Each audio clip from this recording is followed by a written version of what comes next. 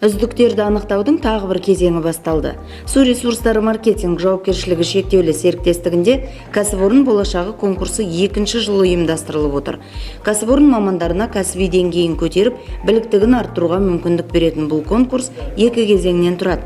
Біріншісі тестілеу, екіншісі мамандық бойынша ауызша сұрақ-жауап және арнайы құрылатын комиссия мүшелерімен әңгімелесу. Алғашқысына 30-дан астам адам қатысты. Олар 40 минутта 40 сұрақтың жауабын тест парағында белгілеуі тиіс болатын. Күнде жұмыста қолданылып жүрген сұрақтар, қолданылып жүрген жұмыста атқарылып жатқан сол кездесетін қалай айтсақ болады. Енді жақсы жауап бердім деп ойлайсыз ба? Орташа. Осы салада жұмыс істеп жатқан екен, білуіміз керек. Заңдарды, барлық жаңағы қағидаларды білуіміз керек. Осы су ресурстарына қажетті мағлұматтарды. Практикада көп кездесетін сұрақтар болды ма? Болды.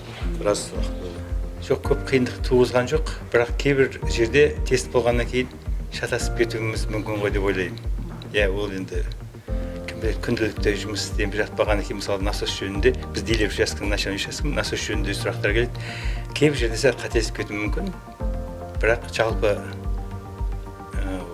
осындай тесттер өтіп тұрған дұрыс қой, өйткені еске түсіріп тұруға болады жұмыстарды. Өз жұмысыңды өзің былайша сынайсың. Әрине.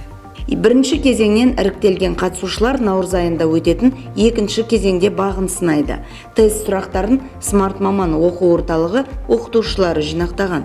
Аталған орталықта кәсіпорынның барлық бөлімшелерінің қызметкерлері жыл бойы арнайы кесте бойынша біліктігін арттырады.